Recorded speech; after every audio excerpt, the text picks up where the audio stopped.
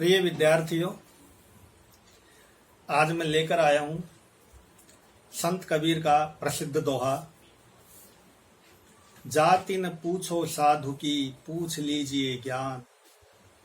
मोल करो तलवार का, पड़ी रहें दो म्यान।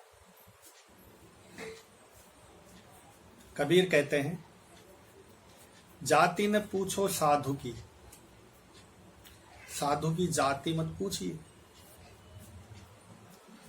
पूछ लीजिए ज्ञान, उसके ज्ञान को पूछिए। मोल करो तलवार का, पड़ी रहें दो म्यान। अब म्यान का मोल करने की बजाय तलवार का मोल करें। संत कबीर का ये प्रसिद्ध दोहा आज के समय में बहुत ही प्रासंगिक है। आज जब हमारे यहाँ चुनाव होते हैं तो चुनाव में खड़े होने वाले लोग जाति मजहब धर्म का सहारा लेते हैं। वो अपनी जाति बता करके वोट मांगते हैं और इसी तरह से जाति देख करके लोग वोट करते हैं। ये एक गलत तरीका है। क्या हमने सोचा है कभी कि जब हम बीमार पड़ते हैं तो हम क्या डॉक्टर की जाति देख करके इलाज करवाते हैं? जब हमें अपने बच्चों को ट्यूशन पढ़ाना हो तो क्या हम किसी शिक्षक की जाति देख करके उससे पढ़वाते हैं?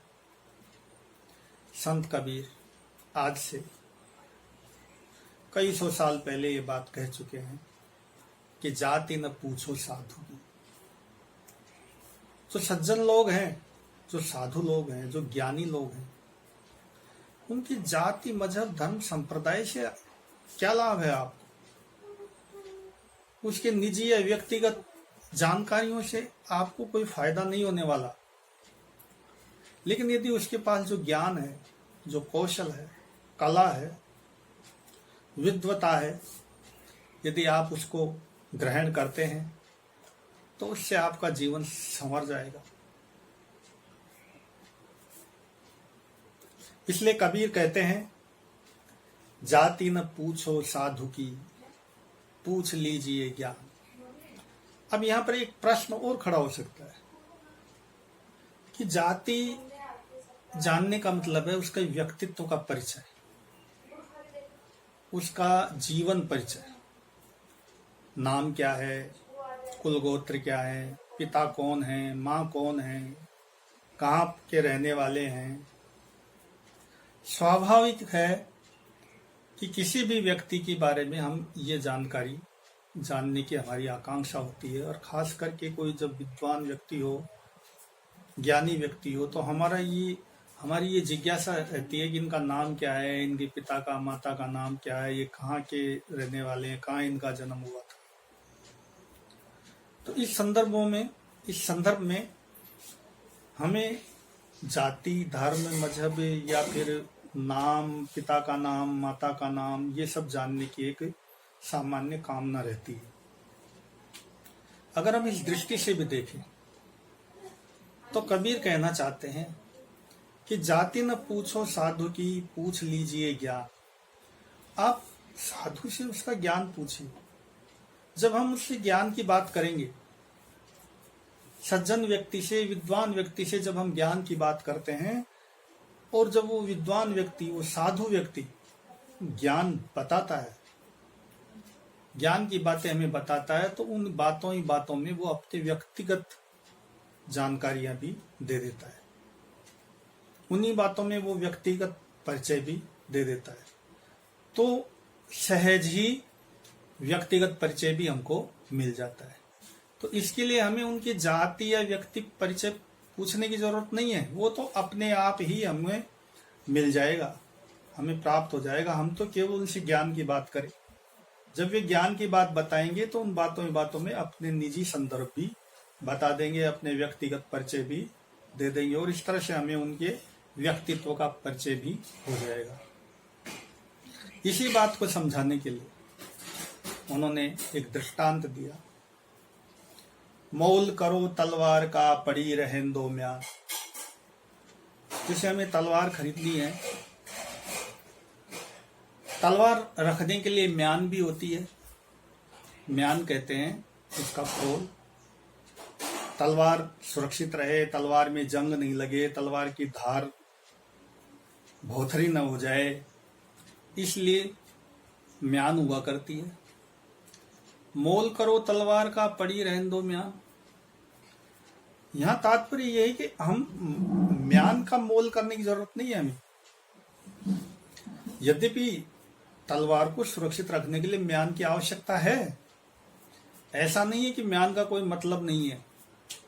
म्यान का मतलब है, म्यान से ही तलवार सुरक्षित रहेगी, लेकिन हमें म्यान का मोल करने की जरूरत नहीं है। हम मोल तो तलवार का ही करें, क्योंकि हमें तलवार खरीदनी है तो तलवार की गुणवत्ता देखनी है, तलवार की धार देखनी है, और फिर तलवार का मोल करना है। जब हम तलवार का मोल करेंगे तो जो म्यान है वो तो स्वतः ही उसके साथ आ जाएगी। इसलिए म्यान का मोल करना समझदारी नहीं, नासमझी है। तलवार का मोल करें, हम तलवार का मोल करें तो हमें तलवार तो मिलेगी ही, तलवार के साथ में म्यान अपने आप चली आएगी।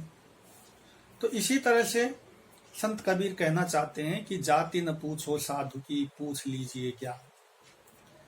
आप साधु की जाति, मजहब, धर्म या साधु का कोई और तरह का परिचय ये सीधे पूछने की जरूरत नहीं है। उसके ज्ञान जब हम उनसे पूछेंगे, उनके संपर्क में आएंगे, उनसे अपने ज्ञान, कौशल, विद्या की जानकारी प्राप्त करेंगे, तो जब वो अपने को जानकारी देंगे, उस जानकारी में सहज ही उनका व्यक्तिगत परिचय भी हमको मिल जाएगा। इसी के साथ में हम इसको एक और तरीके से भी इस दोहे को ले सकते हैं कि जब कबीर ने ये दोहा लिखा, उस समय जाति व्यवस्था अपने चरम पर थी। भारतीय हिंदू समाज में ऊंच नीच, जात पात, छुआछूत आदि चरम अवस्था में था। जब संत कबीर उपदेश के लिए लोगों के बीच में जाते थे तो उनको ऐसा अनुभव हुआ होगा निश्चित रूप से कि जब वो नए लोगों के बीच में जाते रहे होंगे तो लोग सबसे पहले उनकी जाति जानने की कोशिश करते होंगे। निश्चित रूप से आज भी जब हम ग्रामीण क्षेत्रों में देखते हैं तो जब हम उस क्षेत्र में जाते हैं तो लोग सबसे पहले जाति पूछते हैं।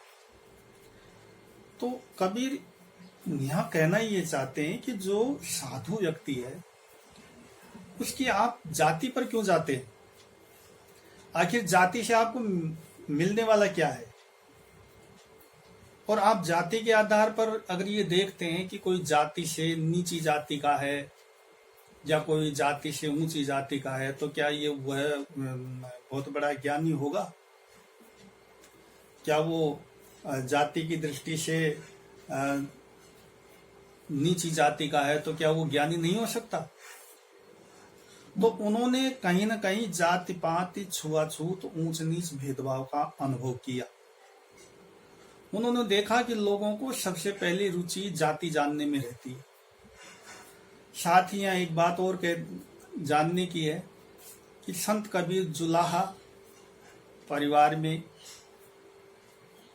पले बढ़े थे और जुलाहा परिवार जातीय रूप से उच्च जाति नहीं मानी जाती थी।